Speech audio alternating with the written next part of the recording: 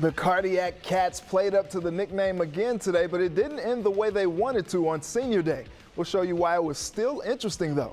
Plus, Tigers' history was brief, but it was impactful. There were two baseball teams that called Cincinnati home in 1937. We'll take a look at the Negro Leagues' special tenure in the Queen City. And one of the rising coaches in the area is on the move. Hear why Mike Daniels is leaving his alma mater and heading east. From WCPO 9 Sports, this is Sports of All Sorts. What up? Welcome to a special Black History Month edition of Sports of All Sorts. I'm Reggie Wilson. Over the course of this show, we want to highlight stories of Black plight and Black excellence. On this last day of Black History Month, we feel it's important to shine light on what makes the community that makes up 47% of the city so special. But first, the Bearcats are the hottest college hoops team in the tri-state, playing their best basketball of the season with 6 wins in their last 7 games coming into Sunday. Bearcats hosting Memphis on Senior Day. Let's go to late in the game. Tigers up by as many as 12. They're trying to give this one away, though. Errant pass ends up with the Bearcats. And who else comes up with it? The senior, Keith Williams, pulling up, splash. 3 of his team-high 19 points brings the game within 2, but UC cannot complete the comeback. Memphis wins 80-74, first road win at Cincinnati in 14 years. I wish we'd played like the last 2 minutes. I was trying to pull it out of them, but right now, I mean, we were playing on fumes a little bit tonight, and I was concerned about that going in. But at the end of the day, we're getting better. The Bearcats' next game at SMU is canceled because of COVID in the Mustangs program, so UC is scheduled to travel to East Carolina next Sunday for the last regular season game. Tip-off set for 1 p.m. Reds in their spring training opener taking on the Indians' top third, Kyle Farmer, competing for the top spot at shortstop this season. Doubles off the wall, and the runner wants to score, but he is toast. Farmer went 1 for 3 today. Next batter, Joey Votto. Thank you for being a friend. Brings his guy Farmer home to put the Reds on top. Votto said he wants to bring the power this season. He went 2 for 2 today. Reds lose, though, 5-1, but the team was just excited to play in front of fans again. It was awesome. Seems normal now, I guess. It feels great to have those people in the stands, and it feels like real baseball. Last year it was awful. Cardboard cutouts don't talk, but those guys do. So it was a lot of fun to have them out there. All right, let's switch gears. A big issue in the Black coaching community is the lack of promotion to head coaching opportunities. In the NFL, yet another hiring cycle has gone by, and only one head coach hired this offseason is Black. Houston Texans head coach David Culley. Currently, out of the 32 teams, there are only 3 Black head coaches in the NFL. It's a topic we covered last summer, and former Browns head coach and former Bengals offensive coordinator Hugh Jackson had this to say about it. It just seems like for the minority coaches, you know, the goalpost moves all the time. They want you to do this, or you need to do that, or you need to accomplish this. Jonathan Hayes spent 16 years on Marvin Lewis's staff as Bengals tight ends coach. In 2019, the XFL hired him to be the head coach and general manager of the St. Louis Battlehawks. He was named Coach of the Year in what was his first ever head coaching opportunity. Now he's back in Cincinnati, eager to get back on the sidelines for an NFL team. Hayes says it's time for the league to start truly practicing what they preach. I know Roger Goodell said that they're going to take a hard look at it, but let's be honest, he works for the owners, you know, and, you know, he can put in guidelines, but as we saw in the past, that a lot of them don't abide by them, or if they do, it's just for appearance. I know about people of color will continue to persevere. We'll continue to keep climbing the ladder, keep climbing that mountain, and you know they can only knock us back so many times, and then we'll break through. Well, speaking of breaking through, Princeton head coach Mike Daniels is leaving the Vikings to become the new director of on-campus recruiting for Army West Point. He made history as the first black head coach to lead a GMC team to the playoffs in 2019. We chronicled this feat and Daniels' aspirations to advance up the coaching ranks last summer. The 2003 Princeton grad coached the Vikings for the last 4 seasons, leading them to a 6-2 record and another playoff berth in 2020. Daniels says it's bittersweet to leave his alma mater, but for a guy who made Football Scoop's minority coaches watch list in early December, the timing was right. I'm the type of guy who enjoys a challenge, enjoys the newness of the unknown, and so being able to go to New York and go be around that beautiful campus, all that rich tradition is very exciting. I think I'm going to do a great job representing Cincinnati, representing Princeton while in New York. He's a friend of the program. Happy for him. Sad for us to lose him, but we certainly wish Coach Daniels the best. That's Black history in motion. Coming up, the Negro Leagues had a great impact on the game of baseball, so much so that the MLB is finally giving them the recognition. Did you know the leagues have ties to Cincinnati? That story next. Welcome back. If you're a true baseball fan, you know about the Negro Leagues. With names like Satchel Paige, Cool Papa Bell, and even Hank Aaron, the Negro Leagues gave black players the ability to exercise their talents and passion back when it wasn't acceptable to play with their white counterparts. 100 years later, we take a look at Cincinnati's part of that story. How do you measure progress? Garrett all kinds of fired up. It starts with knowing the history. In the early 1930s, Olympic gold medalist William DeHart Hubbard started the Cincinnati Tigers, the most notable Negro League team to call the Queen City home. They played at the Reds' home ballpark, Crosley Field. It was not unusual for the Tigers to actually draw bigger crowds than the Reds did at the time. Reds Hall of Fame and Museum Chief Curator Chris X says the Tigers wore old Reds uniforms and fed a community that could not see players of color on the field at Reds games. This was a team that had a number of very talented players.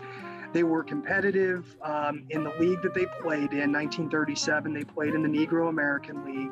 But due to lack of funding, the Tigers' existence came to an end after that season. The Tigers' history was brief, but it was impactful. The Reds suited up in Tigers uniforms for a game in 2017. Then last summer, the Reds Museum featured an exhibit paying tribute to the Negro Leagues. And in August, the team celebrated the league's 100th anniversary. If all of this great talent had been at the disposal of teams throughout the American National Leagues, how might we be looking at a different story? In December, 75 years after Jackie Robinson broke Major League Baseball's color barrier, the league added the Negro League stats from 1920 to 1948 to his official records.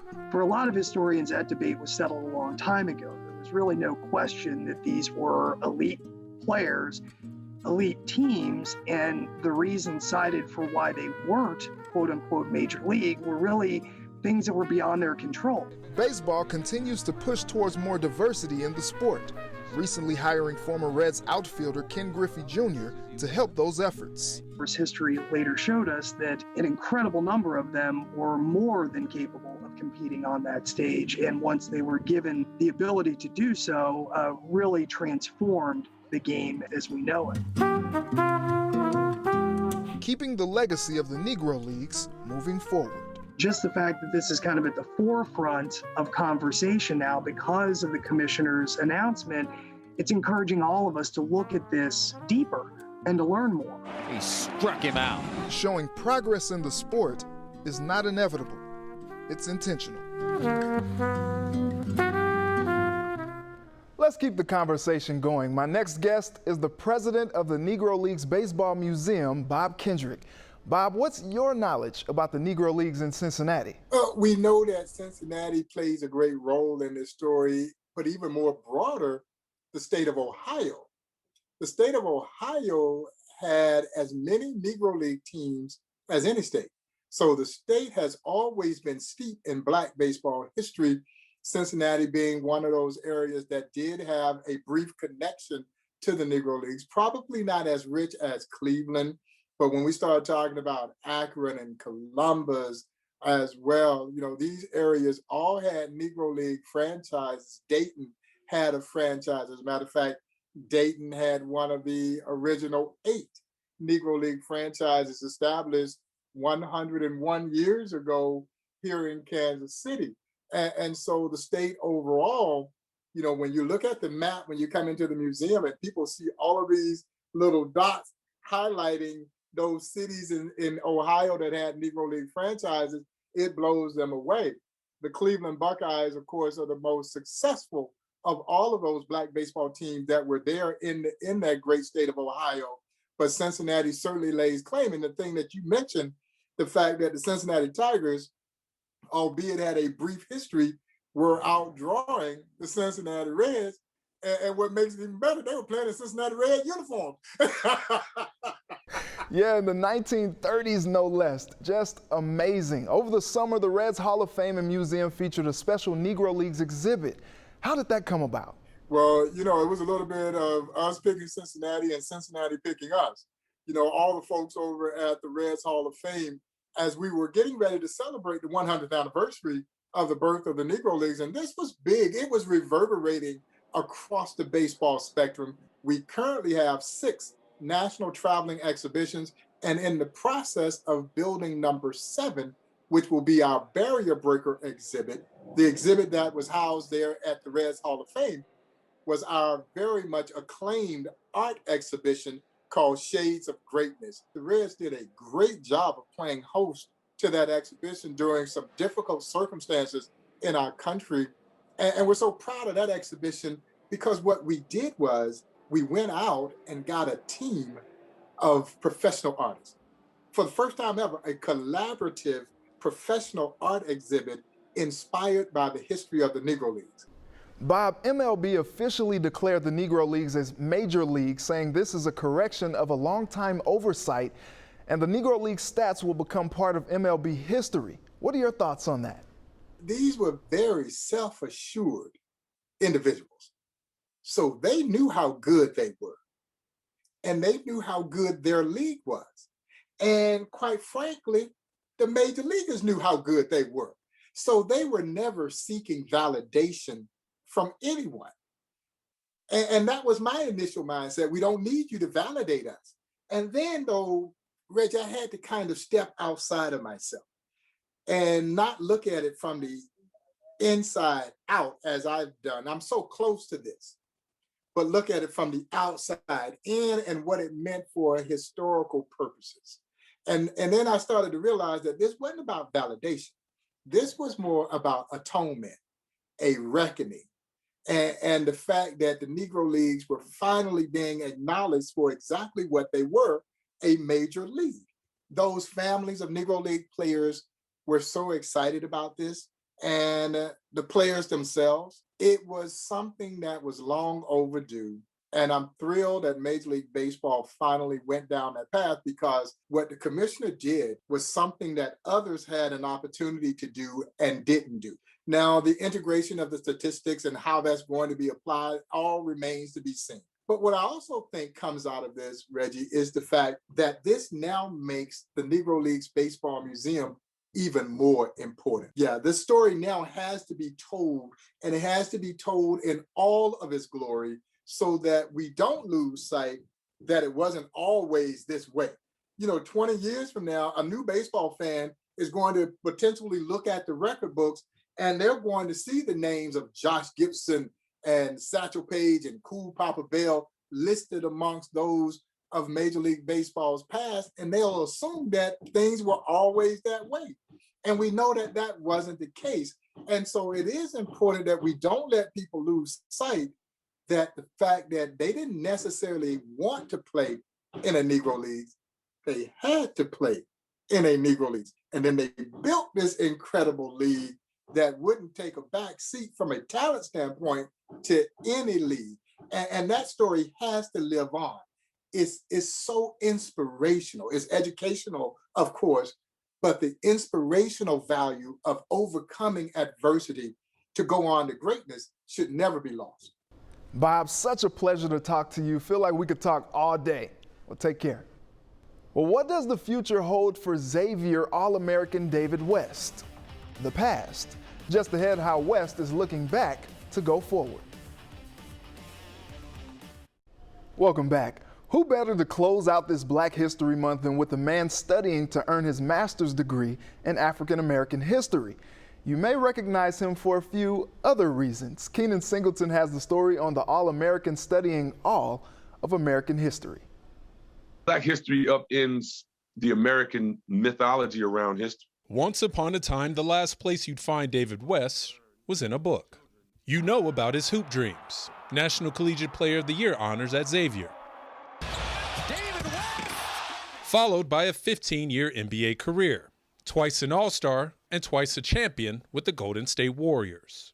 Because of the NBA, I kind of just went on this self-education journey. I just started, reading books, and that really got my interest in thinking like, you need to learn more, and you need to know, you know some stuff, but you need to know a lot more about what went on and what's happened. And so, what keeps him up at night now is studying the darkest chapters of American history at North Carolina Central University, where West is pursuing a master's degree in African American history. It's there that he's found himself in the lesser-known faces, stories, triumphs, struggles, and pain, the enduring humanity of Black American life. It's a complete reversal from what I was as a young person.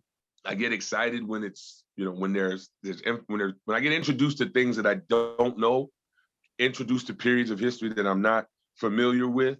His classmates weren't familiar with the first chapter of West's life in the NBA. He was simply a history buff known as DW until his own past was cited. I hate to do this, but are you David West, the basketball player? And I was like, yeah. And she was like, and then I heard her dad say, I told you. I heard that in the background. One of his professors, Dr. Freddie L. Parker, says West is the best writer in his class. This former NBA player has been playing in the vineyard of history. He brings a body of information to the table. He brings experience to the table that nobody else in the class does. West didn't complete his first book until he was 18. Now you can't find him without one. He estimates he's reading 2 to 4 books at any given time. Black history, what I learned is that Black history, African American history, or African history, those histories are simply the missing pages of world history. He points to the time period between 1865 and 1877 as the one he's found most enlightening in his studies. That period, fittingly known as the Reconstruction. History is the story of what has been, and it is only from learning from what has been that we can change what will be. Keenan Singleton, WCPO 9 Sports.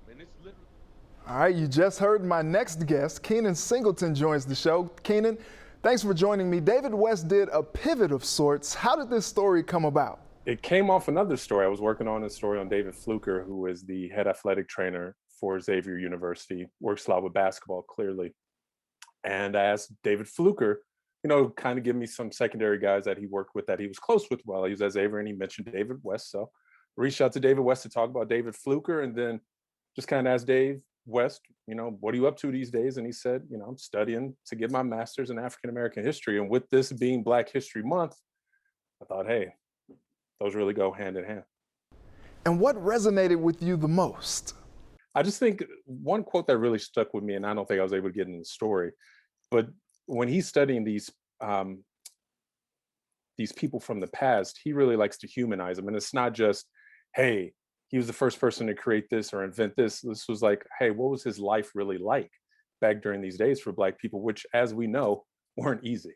He said in the story that there's a lot more that I need to know. Why do you think that's important to him to know about his history and culture? I think it's important for all of us to know a little bit about where we come from, right? Because he mentioned also in the piece that there's so much of our history that was taken from us, and it's a valuable history, and it was a valuable history for that reason. That's why it was taken from us as Black Americans. So I think it was important for him just to not only know his history and to know where he's going, where his people are from, but it also it's helping him. He wants to eventually teach when he becomes, when he gets his master's and then his doctorate, hopefully 4 to 6 years from now. But he wants to be able to teach. He wants to be a better writer. There's a lot of layers when it comes to him studying for his master's here. Keenan, I'm just going to keep it real. You and I are the only black sportscasters in the city. We've talked about this before. Our jobs are not to solely focus on black stories, but we do feel the weight of representing the black communities here. How do you manage that? Well, I know we are the only 2 sportscasters there in town, but there are other, sports reporters here in town, Tyler Dragon and Keith Jenkins at the Inquirer, Tony Tribble, who takes a lot of photos, Kara over at the Inquirer as well. So shout out to them for holding it down. But I think the PC answer is, yeah, we pursue good stories. And if they just happen to be black faces, then all the better. And that's the PC version. I'm gonna be honest, I'm gonna be real with you too. I mean, I think it is upon us to tell these stories, because not that other people in the market aren't telling these stories, but obviously it's gonna mean a little bit more to us that we tell stories about people that look like us. There is a brotherhood, there is a bond, there is a tribal capacity when it comes to telling these stories. And I'm honored that people that look like us trust me and trust you to be able to tell these stories. So I think, while we don't show bias when we do these stories, I think there is some bias that comes out with like, hey, I want to tell the stories of people that look like me. And I don't think there's anything wrong with saying it. Yeah, I don't know if it's something I could have said earlier in my career, but I feel that responsibility, and I take pride in bringing stories happening in the black community to the viewing audience. Well, Keenan, I really enjoyed the conversation as always. Thanks so much for taking the time. Happy Black History Month, brother, and to everybody out there. Yes, sir, you too. All right, we'll be right back to wrap up the show. Welcome back. Well, it's been real, it's been fun. It's been real fun, but we gotta go. I'd like to thank my guests Bob Kendrick and Keenan Singleton for joining me tonight. And thank you to my village who helped me put this all together. The black experience is unique and full of rich tradition. It's a story of overcoming some of life's biggest obstacles and persevering to triumphant moments. It is my hope that this show is educational for you. After all, Black history is American history. And although we emphasize the month of February to showcase our accomplishments, Black history is happening every day, including me doing this show. So thank you for watching. Let's do it again next Sunday. Until then, have a good night and a very blessed week.